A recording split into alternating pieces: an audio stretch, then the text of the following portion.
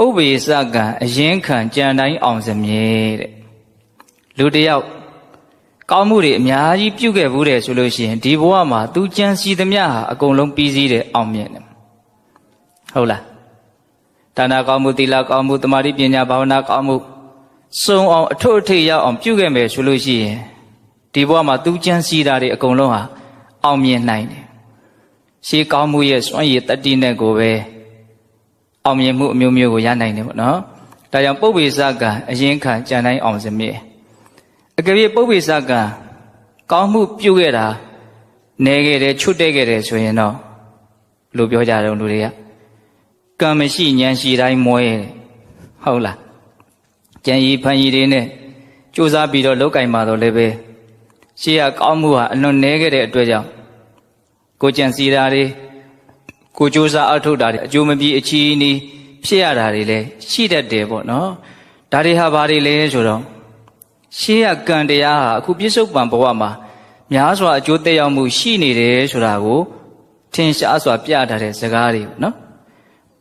ကံအားအာရကအားထဲမှာအလွန်ကြီးတယ်လို့မြတ်စွာဘုရားဟောတယ်တစ်ချိန်လုံးကကောင်းတာပဲဖြစ်ဖြစ်ဆိုးတာပဲဖြစ်ဖြစ်ထက်သန်တဲ့စေတနာနဲ့ကိုလုတ်ခဲ့တဲ့လုပ်ရဟာဒီပြစ္ဆုတ်ပံကာလမှာ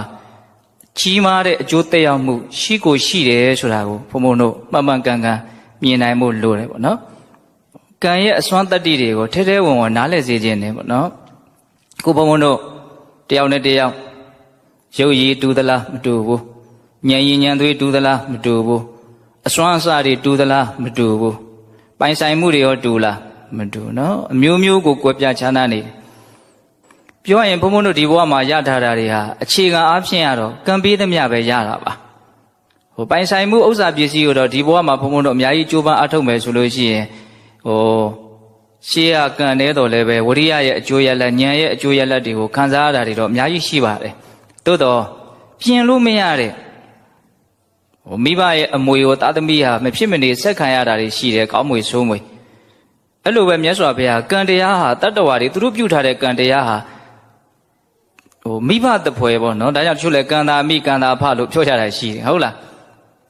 ကမ္မဒါယာတာကိုပြုထားတဲ့ကံတရားရဲ့အမွေကိုကိုခံရလိမ့်မယ်ကိုရနေတဲ့ဒီအနေထားကိုကြိုက်သည်ဖြစ်စေမကြိုက်သည်ဖြစ်စေအဲ့ဒါတွေဟာကိုပြုထားတဲ့ကံတရားရဲ့အကျိုးရလဒ်တွေပဲဆိုတာညင်းနိုင်သလားမညင်းနိုင်ဘူးเนาะဒီရုပ်ရည်လေးဟာ